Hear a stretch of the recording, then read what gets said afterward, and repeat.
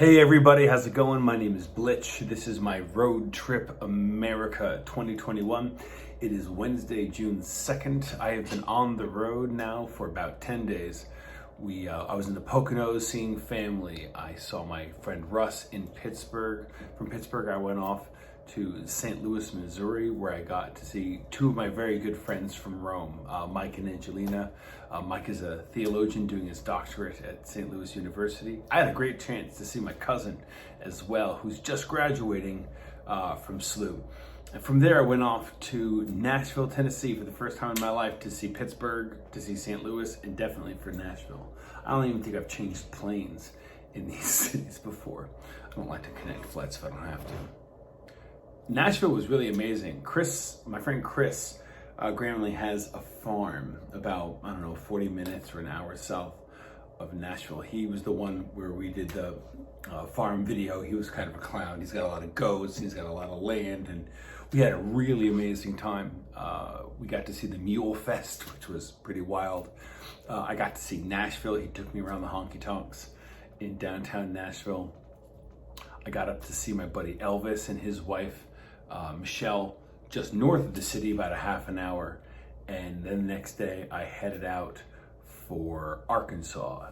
I had a really great chance to catch up with my buddy James.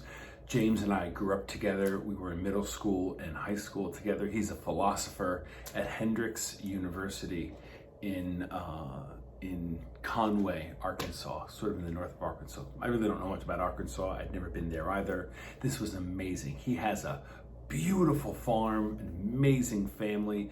His wife, his son, they were great with me. And we had a really, really good time. James and I had a really great chance to sort of wax philosophy. I haven't had enough coffee yet. I don't feel like editing the video. We had a great chance to wax philosophy. He's a philosopher. He's been a philosopher since we were children. He's had the brain of a philosopher since we were children. And he realized he wanted to do philosophy for a living as an academic. Perhaps, I think, just after his undergrad. He had a career as a journalist. Now I was kind of hoping that we could shoot a video for the channel. But James really just wanted to, keep it cool. We got to play some music together. We smoked a brisket, which was incredible. I met his horses and his ducks and his chickens and his dogs and the guinea hens. There were rabbits. It was really just something else. But it was cool. In fact, he didn't want to film it. He wanted to just keep the moment pure. And there's something about that fits into today's video. The theme is letting go. A good friend of mine, a professional artist and craftsman in the Bay Area of San Francisco, my friend Justin Zoli, a good friend of mine from my days in Brooklyn, gave me this idea. And he wrote me a letter and I took it seriously. He was reminding me that I've let go of a lot over the years. I've let go of different jobs. I've let go of different relationships. I've let go of being close to families. I let go of booze and drugs when I was 19. I let go of cigarettes when I was about 32. And letting go has been a big theme in my life for, going on 27 years now. And the most interesting thing about letting go wasn't really my idea. It was a part of the support structure that I had when I got sober. People talked about letting go a lot, let go, let God, things like that. Well, I don't know how to let go of anything, and I certainly wasn't interested in letting God do anything unless it was getting me out of trouble. So letting go was always really, really difficult.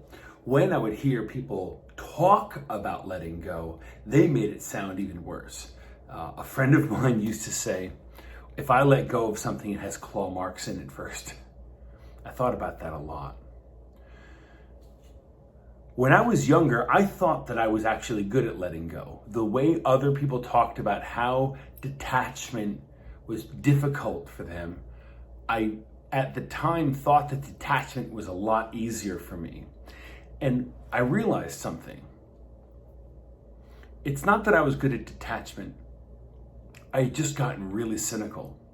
From a young age, I was very resigned. I was very depressed, and I didn't have a healthy sense of detachment. I had a strong sense of fuck it, to be quite honest with you.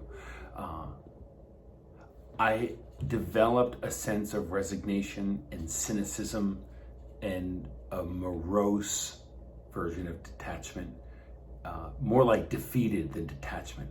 Because I've met people over the years who are authentically detached, and it's beautiful. They're still up to things in life. They're still committed. They still work really hard.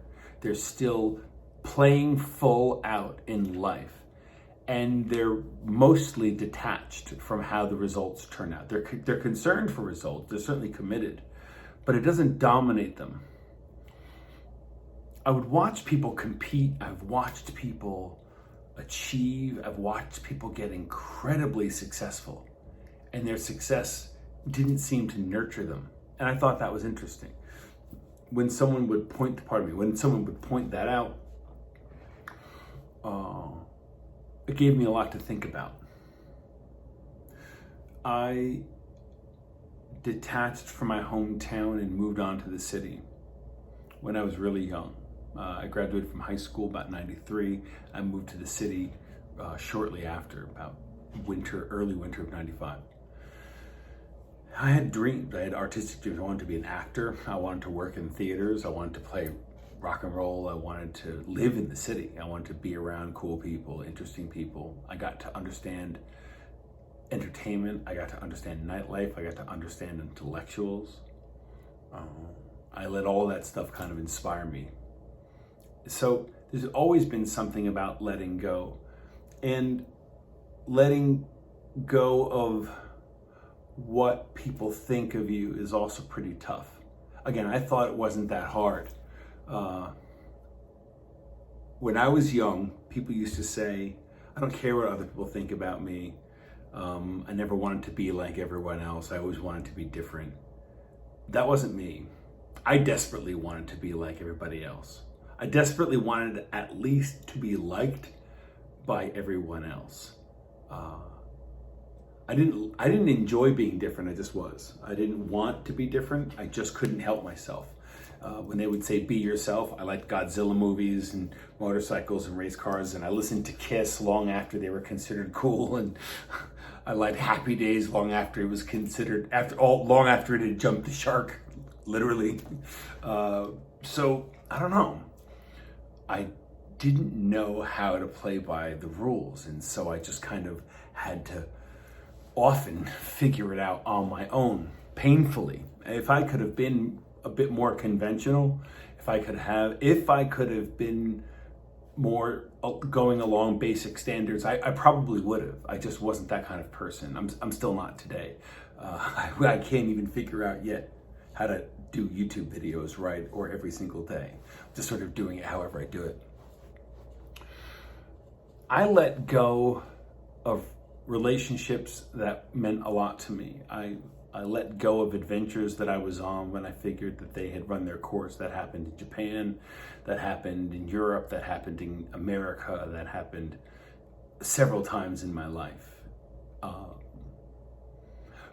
I think letting go of rock and roll was really hard because it took more commitment than I'd ever had to work toward that end. In my 20s, I started working harder at music, at songwriting, and at playing with others. And my buddy Paul said to me, always play with guys that are better than you. And I always have. I've always played with men and women who were far better musicians than I am. And it always made me better. And we were all sort of playing this game called, if you put a name on it, Rockstar by 30 or Die. That was the kind of commitment that we all had in the New York City scene in the early 2000s. And like I said, a lot of those fellas have been playing in bands far longer than I had. I had gathered all of my ambition, all of my thrust, all of my passion, all of my creativity, and just all of that go-get-em chutzpah that we talk about in the New York area. And I went for it. And it was great. I got my entire life out of that. It was unbelievable. I got better selling real estate or renting out real estate. I got better at music. I got better in my other careers, and went to California to sort of double down. Somewhere in California, I began letting go. I was doing better than ever, playing bigger shows, playing tours, playing Europe.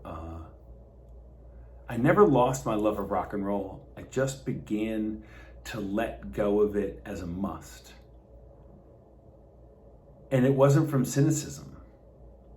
It was because something else began to call. I began to be enthralled with the idea of making a difference. And I didn't know what that was going to look like. In fact, I didn't need to know what it was going to look like. The possibility of making a difference in life was a lot. So from there, I just let go of my insistence that I know what's urgent. And I began listening to life, listening to love, listening to possibility about what was needed and wanted and when I produce it. And I don't know why that happened. I certainly didn't want it to happen. I went on to just wear denim and leather pants and have long hair and eyeliner and nail polish and sing or play bass in rock bands for the rest of my life. If I could have made a healthy living just being in a touring band, I would have been a really, really happy dude. It just wasn't what happened. I got called to other things. And when you really experience a calling, it might be right with what you're committed to, or it might not. I got a calling to serve people.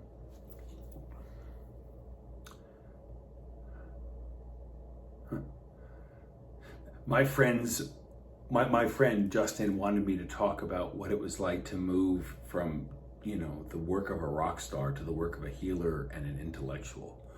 I'm not sure if I don't know if I'm a healer. I don't know if I'm an intellectual.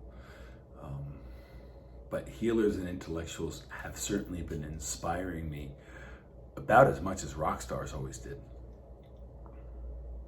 I got a calling to work in the healing of others. I got a calling to work inside the intellectual concerns of others. And once again, I tend to work around people who are far better than myself. Intellectuals like my friend Mike, like my friend James, who are just far smarter than I am. Healers, like some of the therapists I worked for in the rehab field, both in California, in New York, in New Jersey, when I was in Europe, especially when I got a chance to work in Zurich. I've worked around therapists and doctors, counselors that are far more advanced, smarter, kinder, more loving, people I can just absolutely learn from. Detaching from ego, detaching from some kind of stubborn idea that I know how to get this done. And look, sometimes I do. Like, I know a couple things. And yet most of life is a mystery. So much of life is open and inviting me to learn something new. My friend said that road trips are really good for musing on what we are releasing and what we're moving towards because we're physically enacting it.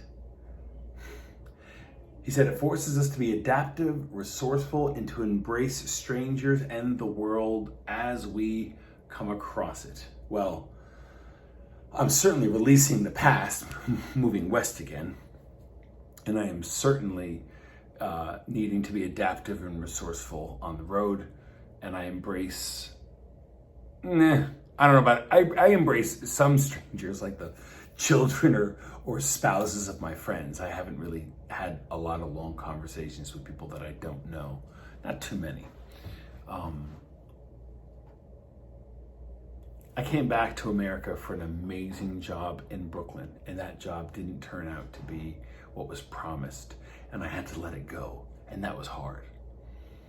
I came back to America and had to let go of a relationship that I had back in Rome, and that was more than hard. That was about as hard as it ever gets. And it seemed like I wasn't 100% sure that it was the right thing to do. It seemed right, but it wasn't easy. Leaving the New York area, leaving my friends and family in the New York and New Jersey area, moving back to Los Angeles, very hard. Because it's easy to get attached to family. I'm so committed to my family that it could turn into an attachment faster than an instant. I love my brothers, I love my parents, I love my cousins, I love their kids. My nephews are my life. I have friends that live in New Jersey and in New York, some of whom I've known since I was 18. My friend and his wife just had a baby, a beautiful baby girl. He's like a blood brother. I've known him forever. Attachment makes a lot of sense. Attachment seems logical. It seems reasonable. It seems very rational. But it tends to blind us from what matters most. And one of my leadership coaches, a woman named Liz Dietz, a good friend of mine from my time early on in Los Angeles, she taught me something that she had learned about being committed versus being attached. And I don't have enough time to go into the distinction today. But basically what she told me was that you can get everything that you're inspired to create and to achieve from commitment. An attachment, you might still achieve success, but it won't nurture you. Attachment in my relationships, attachment in my career, attachment even in my spirituality. I'm not attached to my practice. I'm not attached to my religion. I'm not attached even to the doctrines that I hold most dear. If they're true, I don't need to be attached. I have a commitment to them. I have a commitment to how my spirituality, how my philosophy, how my life, even how my entertainment, I have a commitment to how that begins to show up in the world. And I'm sort of detached from what it looks like. I'm sort of detached from how it turns out. I know that sounds kind of weird. Some of us think that we know what detachment means. And then when it's actually on our heart, it's hard to let go. So that's the idea for today. I'm not sure if this made too much sense. This is probably the longest video I've done so far. But that's the idea. Letting go. Letting God, letting things be committed, letting things be loving, letting things heal, letting things be. Just let it be. Sometimes if I let things be, they'll let me be. Maybe all the time. I don't know. I haven't been present all the time. So I'm in Dallas. I'm going to see some family and friends while I'm here, and I'm going to head off to Austin to see a good buddy of mine named Randy that I haven't seen since I was last in Texas prior to COVID. And then we're going to go off and see some friends throughout the Southwest. And then hopefully in about a week, we should be in Los Angeles. Thank you for checking out the channel. I love some of the questions I get from you guys. Feel free to click like and subscribe, leave a comment. I tend to read those when they're there. They're not there very often, but that's okay. I'm having a lot of fun building this channel, and thank you for doing it with me. I'll see you on the road.